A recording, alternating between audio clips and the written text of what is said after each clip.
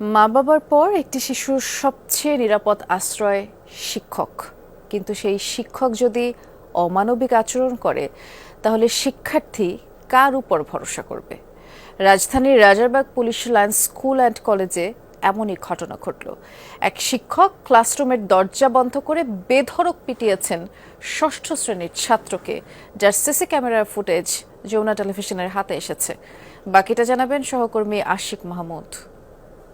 গরম গরম রুটি, সাথে সুজির হালুয়া, দুর্দান্ত যুক্তির আটা ময়দার সুজি।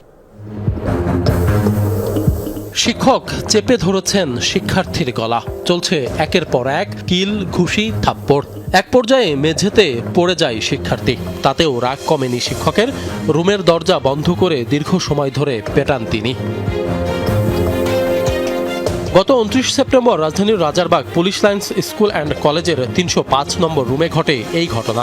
যার বিরুদ্ধে অভিযোগ, তিনি এই প্রতিষ্ঠানের ইংরেজি শিক্ষক জামাল হোসাইন। নির্মম নির্যাতনের শিকার ষষ্ঠ শ্রেণীর শিক্ষার্থী। নিরাপত্তা, বয়স ও সম্মানের কথা বিবেচনায় নিয়ে তার পরিচয় আমরা গোপন রাখছি। তবে তার মা বাবা জানিয়েছে, সালাম দেয়া পছন্দ না হওয়ায় এই নির্যাতন।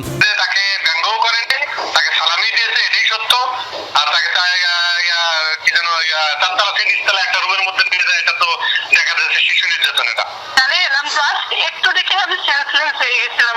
ওখানে জানেন না এমন অবস্থা হয়েছিলাম যে আমার একটা মাসুম বাচ্চার উপর কি ভাবে পারলো, একটু ওর সন্তানকে ওইভাবে পিটাইতে পারতো। স্কুলটিতে অধ্যয়নরত বেশিরভাগই পুলিশ সদস্যের সন্তান। ঘটনার সত্যতা জানতে সরেজমিনে গিয়ে কথা হয় নির্যাতনের শিকার ওই শিক্ষার্থীর বন্ধুদের সাথে। তারা জানায়, ওই দিন 2 দফায় মারধর করা হয় ওই ছাত্রকে। এই টিচারকে চেনো? আমাদের ফ্রেন্ড রেগে মারছে, মুখ লাল হয়ে গেছে, দাগটা হয়ে গেছে, মানে মারতে যে সে দাগটা হয়ে গেছে, একদম দাগ দেখা যাচ্ছে। এই পুরো কাইটা অবস্থা। ওর আঙ্কেল 2 বার মারছে। পরের বার যখন ডাকতে গেছে তখন ও পুরো কান্না অবস্থা হয়ে গেছে যে এইবার মনে হয় বাইরে।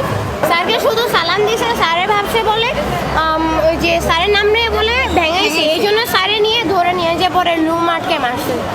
যদিও শুরুতেই সংবাদ সংগ্রহে বাধা দেওয়ার চেষ্টা করেন প্রতিষ্ঠানের ভারপ্রাপ্ত অধ্যক্ষ আহমেদ সেহেলি নাজনীন। আমরা আমাদের কাজটা করি। একজন শিক্ষকের এমন কর্মকাণ্ডে হতবাক অভিভাবকরা। বিচার চাইলেন সবাই।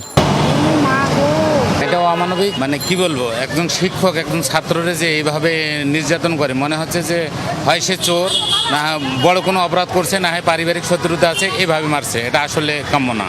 বাচ্চারা অপরাধ করে তাদের শাসন করতে হবে, কিন্তু এভাবে নির্মমভাবে একটা বাচ্চাকে নির্যাতন করবে, এটা আসলে আমরা চাই না। রুমের দরজা বন্ধ করে কি অপরাধে একজন শিক্ষার্থীকে এভাবে পেটালেন এই শিক্ষক?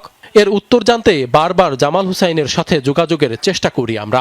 তার শিক্ষা প্রতিষ্ঠানে সারাদিন বসে থেকেও তার দেখা মেলেনি। মোবাইলে জানান, তিনি ছাত্রকে শাসন করেছেন মাত্র। আমাদের শিক্ষক ছাত্র একটা শাসন বা একটা স্নেহ জায়গা থেকে আমরা অনেক সময় একটা কথা বলি, কিন্তু এর বাইরে কিন্তু না। বিষয়টি নিয়ে ক্যামেরার সামনে কথা বলতে রাজি হননি প্রতিষ্ঠান প্রধান। তবে জানিয়েছেন, তদন্ত কমিটি করা হয়েছে, অভিযুক্ত শিক্ষকের বিরুদ্ধে যথাযথ ব্যবস্থা নেওয়া হবে। আমার ভিডিও দরকার নাই, আপনি যদি প্রিন্সিপালের সঙ্গে কথা বলেছি, তিনি এটা তারা প্রাতিষ্ঠানিকভাবে ব্যবস্থা নিচ্ছেন, এটা আপনি বলতে পারেন। অভিযুক্ত ওই শিক্ষকের কাছে যারা কোচিং করে না তাদেরকে প্রায়ই মারধরের অভিযোগও রয়েছে।